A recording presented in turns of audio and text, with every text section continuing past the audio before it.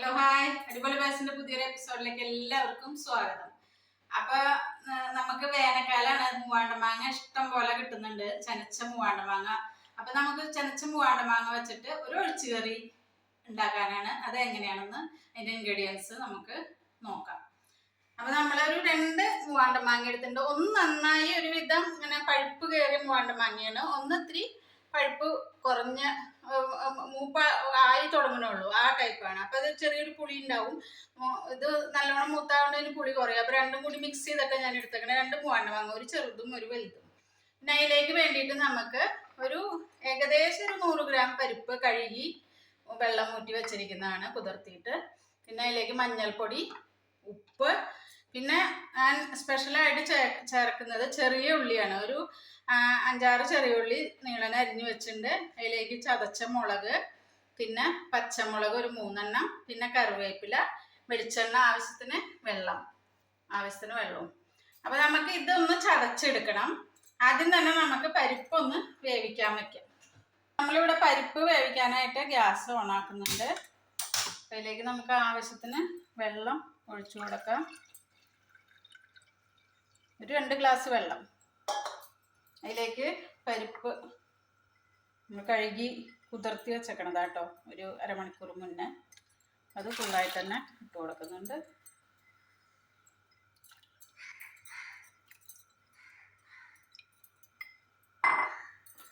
ഇതിലേക്ക് ഒരു ലേശം വെളിച്ചെണ്ണ എന്താ വെച്ചാൽ തിളച്ച് തൂവി പോവാതിരിക്കാനും മടി പിടിക്കാതിരിക്കാനുമാണ് വെളിച്ചെണ്ണ ഒഴിച്ച് കൊടുക്കണം.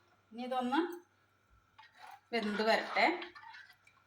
നമുക്ക് ഈ ഉള്ളിയും മുളകും കൂടി ഒന്ന് ചതച്ചെടുക്കാം.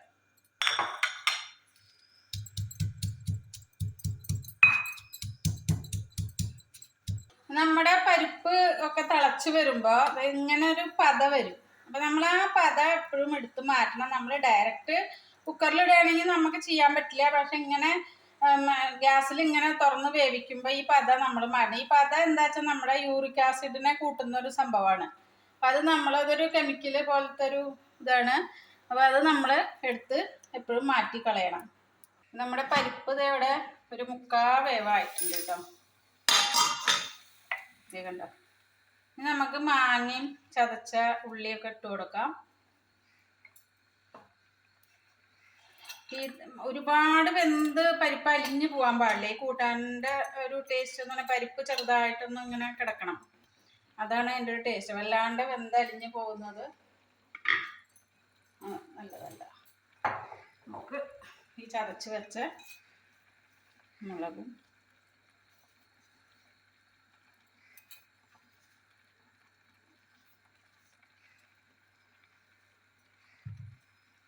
ആവശ്യത്തിന് വെള്ളം ഒഴിച്ചു കൊടുക്കാം.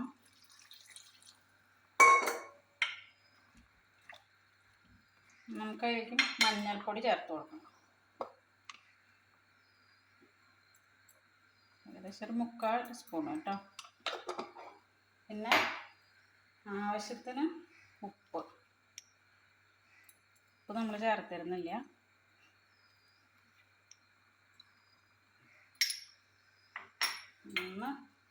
ഇത് വെന്ത് വരുന്ന വരെ ഒന്ന് വെയിറ്റ് ചെയ്യാം നമുക്ക്.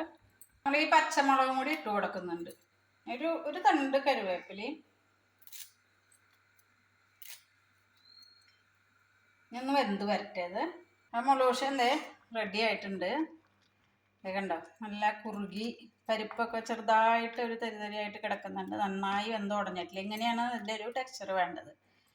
മാങ്ങ ഉടഞ്ഞു പോകാനും പാടില്ല.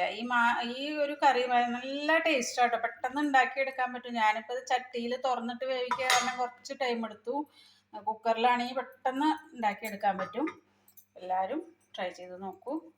നമുക്ക് ഇതിലേക്ക് കറിവേപ്പിലയും വെളിച്ചെണ്ണയും ആഡ് ചെയ്ത് കൊടുക്കണം. പെട്ടെന്ന് ഉണ്ടാക്കിയെടുക്കാൻ നല്ല ടേസ്റ്റുള്ളൊരു കറിയാണ്. 2 സ്പൂൺ വെളിച്ചെണ്ണയും കൂടി നമുക്ക് ഒഴിച്ചു കൊടുക്കാം.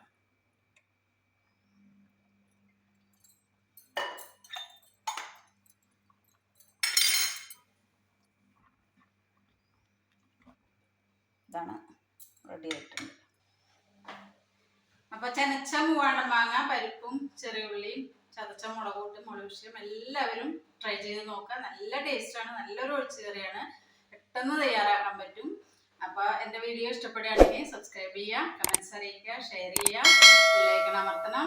വീണ്ടും ഒരു വീഡിയോയുമായി വരുന്നവരേക്കും ഓക്കെ ബൈ.